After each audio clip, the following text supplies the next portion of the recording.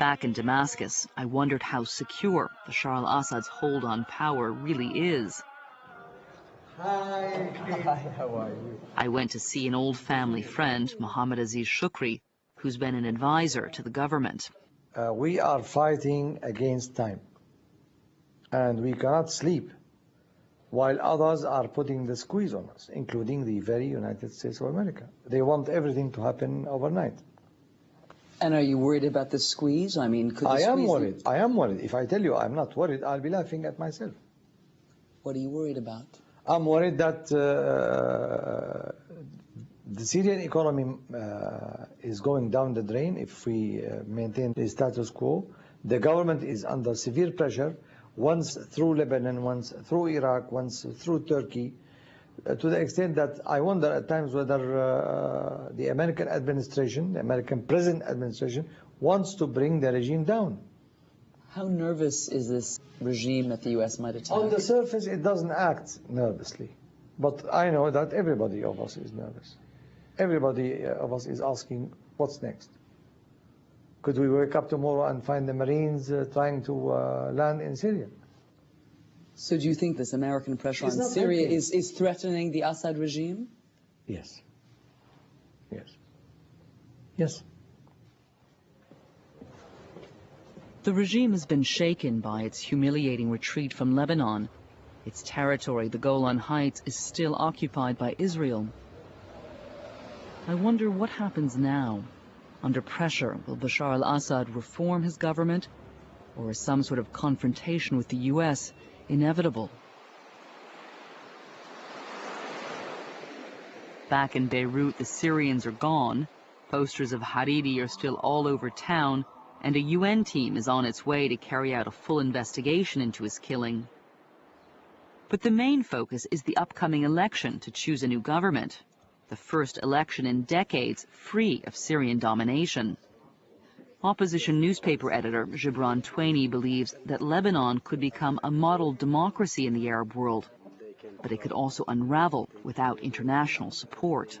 If you want to create a new Middle East with democracies in the Middle East, with a new kind of society, if you want the Middle East to evolve, you should first of all be able to defend the only democratic society that you have in the Middle East, which is Lebanon.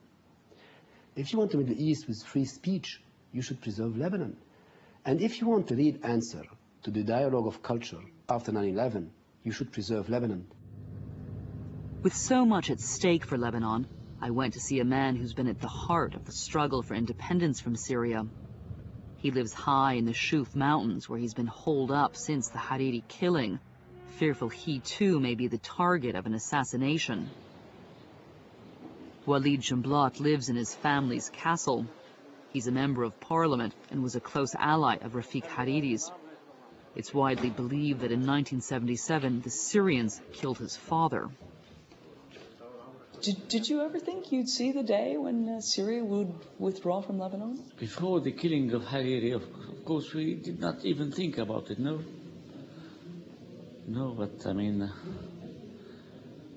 this earthquake, the assassination of Hariri, caused their departure. But at the same time, I mean, I don't feel like other Lebanese like that, joyful, because, okay, Syria is out, but Syria, how should I say, we've got a long history with Syria. And I don't want the Syrians to feel humiliated, defeated. You've toned down a little bit. I mean, the last time I saw you, you were very angry about Syria turning Lebanon into a police state. Now I'm hearing now it's over, now it's over, now it's over. Okay, now we have to think about the future. It's just the start of a new era. Jumblat is the leader of an important minority group in Lebanon, the Druze. On most weekends, his courtyard becomes a public square. This Sunday, his supporters debate what they'll do if the Lebanese opposition takes power in the election. The most sensitive issue they face is how to handle the radical Islamist group Hezbollah, which the U.S. regards as a terrorist organization.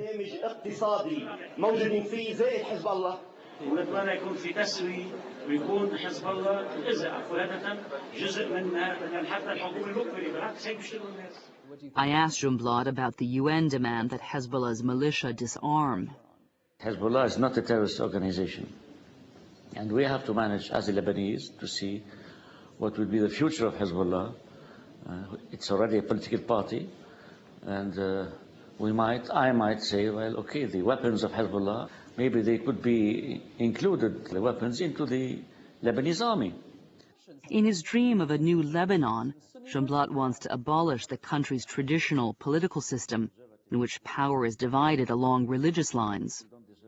If we, after the elections, go back to the old classical game, it would be terrible frustration for the Lebanese. It's going to be a frustration for the new generation of Lebanese that, well, were united in the Martyr Square, and we have to give them some hope. A new Lebanon, a modern Lebanon. Is it possible? I don't know. Returning to Beirut, I find an electric atmosphere in Martyr Square. People are celebrating their newfound national identity at a concert by Lebanese superstar Majda El-Roumi.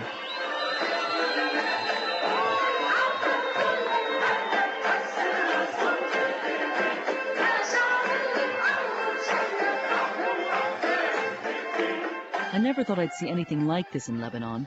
Despite the threats they still face, people seem to share a deep sense of hope. And after the earthquake, it's truly starting to feel like a Beirut spring.